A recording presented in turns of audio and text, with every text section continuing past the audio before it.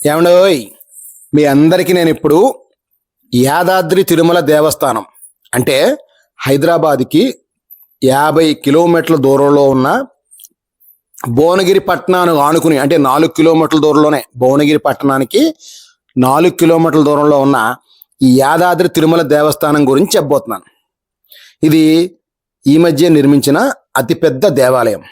ఈ దేవాలయం ముందు ఎంట్రన్స్లో స్వామివారి అతిపెద్ద పాదాలు చూశారు కదా, వెంకటేశ్వర స్వామి పాదాలు.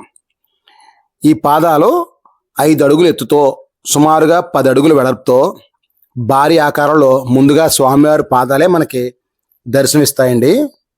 ఇదిగో ఈ కనబడి ఏమో కాటేజీలు నిర్మిస్తున్నారు. అంటే గుడి చుట్టూ సుమారుగా 7-8 కాటేజీలు, పెద్ద పెద్ద భారీ కాటేజీలు నిర్మిస్తున్నారు. అది మీకు చూపించాలని నేను వీడియో తీసి పెట్టాను. గుడి ప్రాంగణం ఎంట్రన్స్ ఇలా ఉంది. మా ఫ్యామిలీతో దర్శించుకున్న ఈ యాదాద్రి తిరుమల దేవస్థానం గురించి, అదేనండి భువనగిరి పట్టణం, దాన్నే మనం వాడుక భాషలో భువనగిరి అంటాం కదా, భువనగిరి పట్టణానికి ఆనుకునే ఉన్న మానేపల్లి కొండల్లో ఉన్న ఈ యాదాద్రి దేవస్థానం గురించి వివరించి చెప్పబోతున్నాను. ముందుగా అక్కడ మేము వెళ్ళిన రోజు శనివారం కూడా అవడం, సెలవు దినం అవడం వల్ల జనం భారీగా పోటెత్తారండి. ఎంట్రన్స్లో మనకి స్వామివారి రథం, ఊరేగింపు రథం మీకు కనబడుతుంది. చూసారు కదా, వీడియో తీశాను. మీకు ప్రతి స్టెప్ బై స్టెప్ చూపిస్తూ వివరిస్తాను, చూస్తుండండి. గుడి లోపలికైతే సెల్ ఫోన్ కానీ కెమెరా కానీ నాట్ అలౌడ్. గుడి ప్రాంగణంలో ఏమేమి ఉన్నాయి, ఇంకా ఏమేమి కడుతున్నారో ఇవన్నీ మీకు చూపిస్తూ వివరిస్తాను. చూసారా, ఇది గుడి బయట ప్రాంగణం. గుడి గోపురం, గాలి గోపురం చూసారు కదా. ముందుగా బయలుదేరిన దగ్గర మొదలు పెడదాం. ఇక్కడ చెప్పాను కదా మీకు, వెంకటేశ్వర స్వామి పాదాలు ఉన్నాయని. అతిపెద్ద పాదాలు దర్శనమిస్తాయండి. ఈ పాదాలు దాటిన వెంటే మన 108 మెట్లు ఎక్కిన తర్వాత మన గుడి పైనలా ఉంటుంది. కాకపోతే మేము వచ్చింది అయితే కార్ పార్కింగ్ దగ్గర నుంచి వచ్చాం. కార్ పార్కింగ్ అంటే కాటేజ్ దగ్గర కార్ పార్కింగ్ ఇచ్చారు. అంటే గుడికి కొండ వెనక సైడ్ ఇచ్చారన్నమాట అండి. కొండ వెనకాల నుంచి కారు పార్కింగ్ చేసిన తర్వాత ఇక్కడ నుంచి మనం ముందుకు వెళుతూ ఉంటే మనకు కనబడే దృశ్యాలు ఎలా ఉంటాయి. ఆ కాటేజ్ ముందు వెంకటేశ్వర నామాలతో అతిపెద్ద స్తంభాలు, చాలా భారీ కాటేజీలు మీకు దర్శనమిస్తాయి. ప్రస్తుతానికి నిర్మాణంలో ఈ కాటేజ్ మీరు వీడియోలో చూడొచ్చు. అంటే నెక్స్ట్ మన భవిష్యత్తులో ఇక్కడికే జనం పోటెత్తినప్పుడు ఎవరికి ఇబ్బంది లేకుండా వసతి సౌకర్యాలు అన్నమాట. వసతి సౌకర్యాలని దాన్నే కాటేజీలు అంటాం కదా, కాటేజీలు నిర్మిస్తున్నారు ఎవరికి, భక్తుల సౌకర్యార్థం, అవసరార్థం. సరే, కాటేజ్ చూసారు కదా. ఇప్పుడు నెక్స్ట్ ముందుకు వెళదాం. ఈ ముందుకు వెళితే ఈ కనబడే భవనంలో చూసారా, మా ఫ్యామిలీ పక్కన ఈ కనబడే భవనంలో వెంకటేశ్వర స్వామి వారు ధరించిన వాటిని ఏమంటారు, ఆభరణాలు కూడా ఈ కాటేజ్ దగ్గర పెట్టారండి. అవి మరి స్వయంగా ఆయన ధరించినయో లేదంటే ఆయన ధరించినట్టు ఉన్న నమూనాలు నాకైతే తెలియదు. అవి లోపల వెళ్ళడానికి పర్మిషన్ ఇవ్వలేదు కాబట్టి నేను బయట నుంచి చూసి చెప్తున్నాను. కెమెరాలో మీకు అంత దూరం లెంత్ పనిచేయదు. గుడి దర్శనం అయిపోయిన తర్వాత, మేము లోపలికి దర్శనం చేసుకొచ్చిన తర్వాత మొబైల్ ఫోన్లు కెమెరాలు తీసుకుని గుడి బయట ప్రాంగణంలో ఇగో ఎలా ఉంటుందో మీకు వివరం చూపిస్తున్నాను. ఎండ ఎక్కువ ఉండటం వల్ల కింద కాడు కాలిపోతే మ్యాట్ వేసారు. ఇగోండి, కార్యసిద్ధి ఆంజనేయ స్వామి విగ్రహం చాలా అంటే చాలా పెద్దది. ఎంత పెద్ద అంటే మీకు అదిగో కనబడుతున్న ఈ మండపం సైజుని బట్టి మీరు ఆ విగ్రహం ఎంత పెద్దదో మీరు లెక్కేయచ్చు. నిజంగా ఆ మూర్తి భవించిన ఆంజనేయ స్వామి రూపం చూడగానే అంత పెద్ద ఆంజనేయ స్వామి మన బయట గ్రామాల్లో పెడతారు కదా, అతిపెద్ద ఆంజనేయ స్వామి, ఇంచుమించు వాటితో సమానంగానే ఉందండి. ఇది గుడి దక్షిణ మాడవీధుల్లో ఉన్న గాలిగోపురం, అంటే ఎడం వైపు ఉన్న గాలిగోపురం. ఈ ఆంజనేయ స్వామి బొమ్మ చూశారు, గుడి గాలిగోపురం చూశారు కదా. పక్కనే ఇప్పుడు జైగంట మండపం నిర్మించారండి, అతిపెద్ద గంట. ఈ గంట దగ్గర అయితే లైన్ చాలా భారీగా ఉందండి. ఆ గంట మనసులో ఏదైనా కోరుకుని ఆ గంట కొడితే ఆ కార్యసిద్ధి అవుద్దని అక్కడ నానుడి అండి.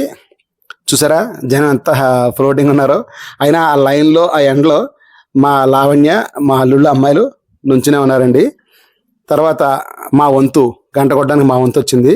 కానీ ఒక చేత్తో కొట్టడానికి ఆ గంట సరిపోవట్లేదు, ఆ బరువు సరిపోవట్లేదు. చూడండి, మా లావణ్య కొడుతుంది. కొంచెం పొట్టివారికి అందదో, కానీ కింద రాయి లాంటిది వేసారు. ఇంకా దానికి ఏమైనా మెట్టు కట్టారేమో చూడాలి.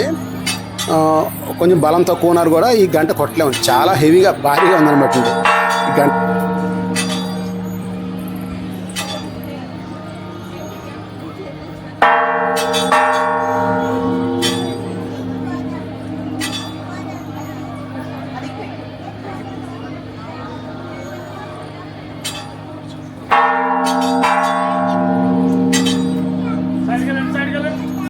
గంట కొట్టిన తర్వాత ఆ ప్రాంగణం నుంచి బయటకు వస్తే ఆ పక్కనే ఉందండి జలనారాయణ స్వామి గుడి.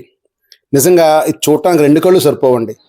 మన తిరుపతిలో ఏ రకంగా అయితే కోనేరు ఉందో అలాగే కోనేరు ఏర్పాటు చేసి చుట్టూ భారీ 2 అంతస్తుల నిర్మాణంతో భారీ మండపాన్ని నిర్మించి ఆ నిర్మాణంలో మధ్యలో కోనేరు పెట్టి కోనేరులో ఆ జలనారాయణ స్వామిని మీకు అక్కడ ప్రతిష్ఠ చేశారండి మనందరూ చూసేలాగా. ఇక్కడైతే ఫోన్ అలౌడ్ ఉంది, వీడియోస్ అలౌడ్ ఉన్నాయి, నో ప్రాబ్లం.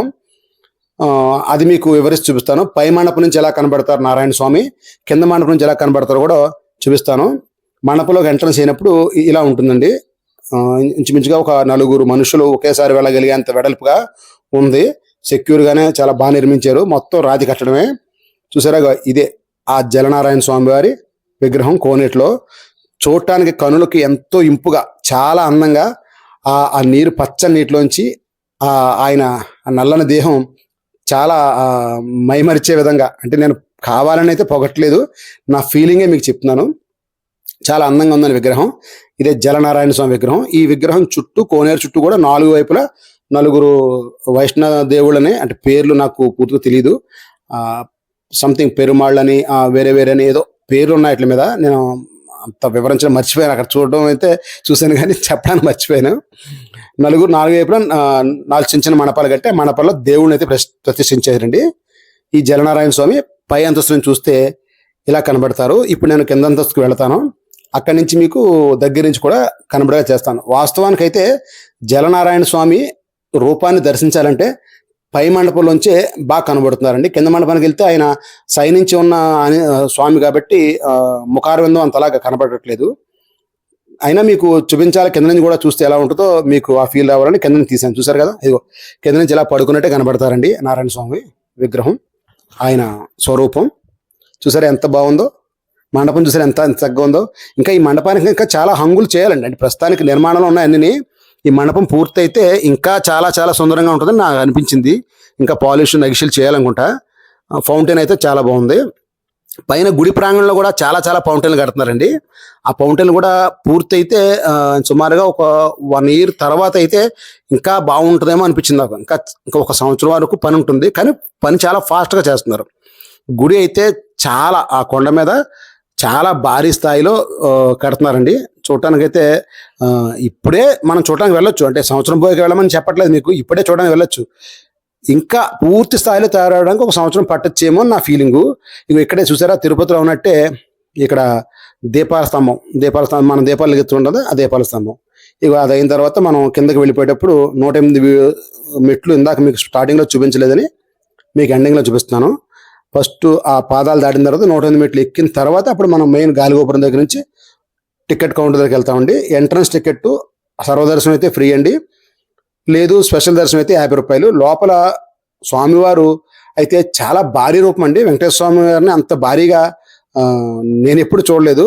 తిరుపతిలో ఉన్న రూపం వేరు, సేమ్ అదే రూపం. తిరుపతిలో ఏ రకమైన రూపం ఆ రూపమే, కానీ ఇక్కడ చూడడానికి అయితే వెంకటేశ్వర స్వామి చాలా మన ఊహించలేనంత భారీగా ఉన్నారండి.